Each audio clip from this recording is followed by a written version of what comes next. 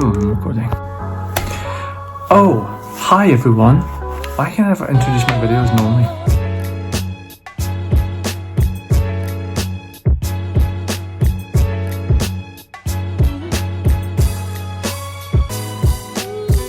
Oh, hi everyone. Welcome back to Crystal's Book Club. Thank you for joining me today. Hello. Before we go any further, I just want to say I'm getting my hair cut a week today. It's gonna stop looking like this. I know you don't think maybe that it doesn't look that bad, but it's driving me mad. That rhymed. And yeah, I'm gonna get it cut. So my hair's probably gonna change positions a million times in this video because I'm gonna keep touching and playing with it because it's annoying me. It's just something we're gonna have to get on board with. Anyway, hello. Thank you for joining me. Now, I remember last time in my last video, I said to you that I was going to do a reading vlog of a really famous book that everyone loves. That video is happening.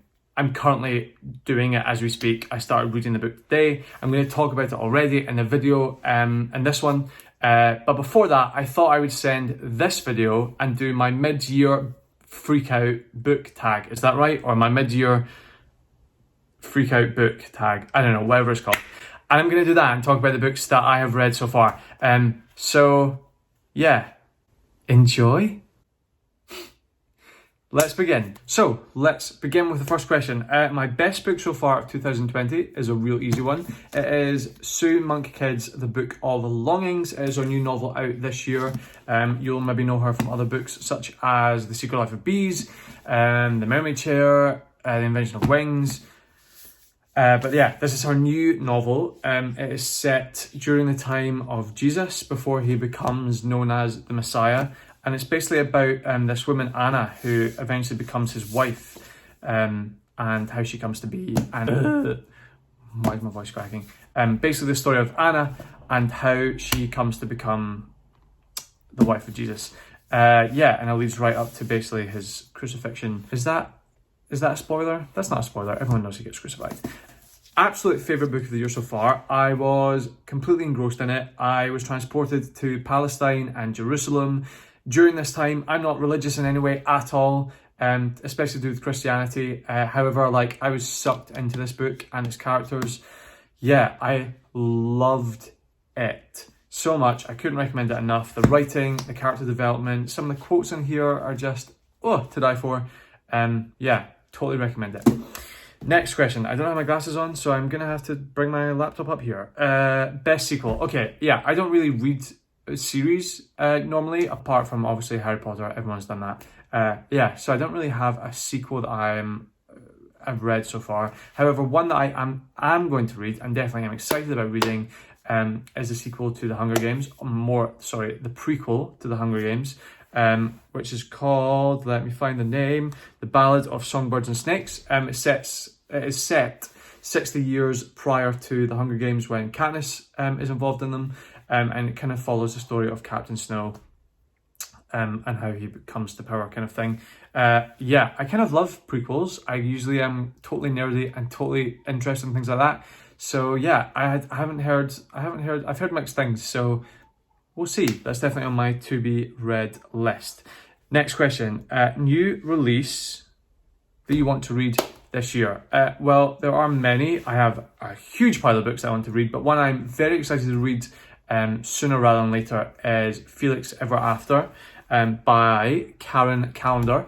Yeah, I'm really excited to read this. I don't ever usually read young adult fiction novels. That's kind of not a thing that I would be interested in. However, the cover looks amazing, the story sounds amazing, and it's kind of a coming of age tale about a boy who falls in love with another boy, but he's kind of dealing with his identity and who he is and how he identifies himself. It sounds great, something that I definitely am interested in reading just now.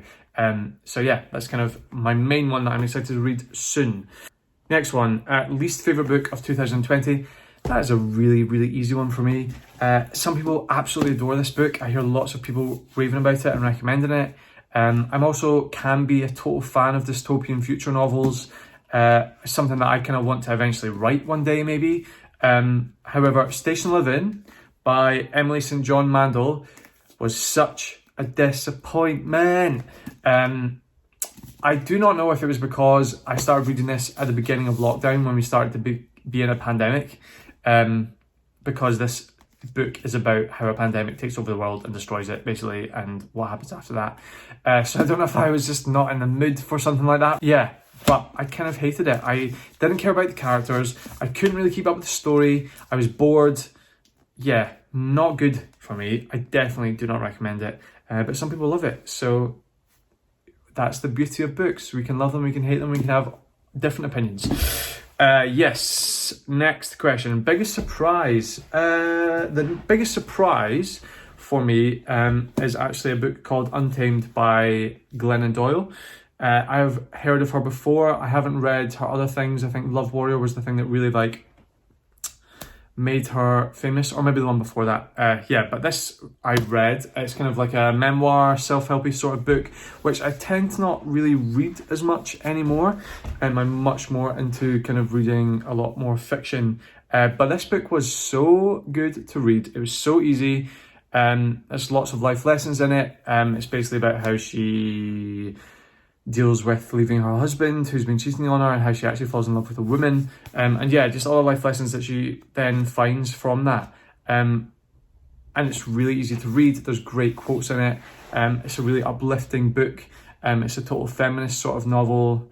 Yeah, I believe I am definitely try to be a feminist, but even as a male, like, so many of these things spoke to me in this book as well. So yeah, total lovely surprise. Loved it. I also have a negative surprise, something that surprised me because I thought it was going to be superb and amazing and I wanted to love it so much, but I didn't for some reason, was, God, you're going to hate me, The Vanishing Half by Britt Bennett, or Britt Bennett, I don't know how to pronounce it. I saw this book everywhere on Bookstagram and I was so ready to love it, and yeah, it did not wow me at all. I can appreciate that it's a good book. I appreciate that the writing style was very good, but there was nothing mind-blowing about it.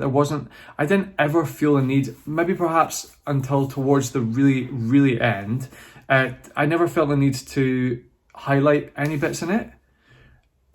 I don't know if it's because it kind of went back and forth between an expanse of time and I just wasn't connected to it. I also don't know if because there was such a hype about it that I just was expecting something that totally was not this. But yeah, it was a sad surprise because I thought this was going to be great and it just wasn't. But I know everyone loves it. So next question, newest favourite author. I hadn't heard of this person, ashamedly, until this year. I didn't realise as well that he is the author of If Beale Street Could Talk, which I saw the movie of, which I loved. But James Baldwin is definitely my newest favourite author because I just read recently Giovanni's Room, and as you can see by all the little post-it notes, I loved it. Yeah, he is fantastic. His other books are already on my to-be-read list. Yeah, his writing, oh my gosh, let me just even find a quote that I could read. Somebody said, Jacques, your father or mine should have told us that not many people have ever died of love, but multitudes have perished and are perishing every hour and in the oddest places for the lack of it. I recommend this guy a lot. It also leads on to the next question, which is the biggest crush so far of 2020 from a novel. And Giovanni is it. He is an Italian barman and is basically the lover of the main protagonist, David, in this. And he's so mysterious and he's tall, dark and handsome, everything you expect, but he's also gets really vulnerable and everything about him. Whew. I do not know why David, well no, I can't even say that because that will give it away, but I loved him. He's definitely the biggest crush of 2020. Newest favourite character, I go back to Sue Monk Kidd's The Book of Longings. There's a character in this called Aunt Yaltha. She's the aunt to Anna, and yeah, she is absolutely my favourite character so far of 2020. She is somebody who's an absolute cheerleader for her niece. She always supports her. She always has the best advice. She's just everything you need. I definitely have an Aunt Yaltha in my life. He's my uncle. I think everyone should have an Aunt Yaltha. Yeah, definitely my newest favourite character. You'll know what I'm talking about if you read it. Book that made you cry. I mean, I have a couple for that one. Giovanni's Room made me cry. It was heartbreaking towards the end. I hate David in this book so much. That's all I'm going to say. I also cried at one of my other favourite books of 2020, On Earth We Are Briefly Gorgeous. The sun's like coming out my face. Well, that doesn't look good, does it? Is it going to go away? On Earth We Are Briefly Gorgeous by Ocean Vuong. Oh, this book as well is such a huge recommendation from me. If anyone wants something that is like pure poetry in a book, this is the one to read. It is about a Vietnamese man who is writing a letter to his mother, kind of telling her about who he is and his identity and his sexuality and all these things. But she will never be able to read it because she can't speak English. And it's about their life together, growing up in the United States, having come from Vietnam after the war. And it is just superb. One of my top 5 books of all time, maybe, is with this. So I recommend it completely. Book that made me happy. Yep, another easy one. I read Under the Rainbow by Celia Lasky. I saw it recommended on Bookstagram, and I just had to get it just because even the cover I absolutely love. He's got a little bit of a rainbow tie on. This book is set in a town called Big Bear. It is known as the most homophobic town in America, and it's about how this LGBTQ task force go in to kind of help that problem. It's a really easy book to read, quite light, lots of snapshots and people's opinions of what happens in the town during the time that they come to help. And yeah, I didn't know what this book was going to be about. I didn't know if I was going to feel uplifted by the end, but I absolutely was. I totally felt good by it, and I just felt happy reading it. So yeah, read it. Almost done. 2 more questions. What is the most beautiful book? And I think we are talking about cover wise. I will actually say The Vanishing Half by Britt Bennett.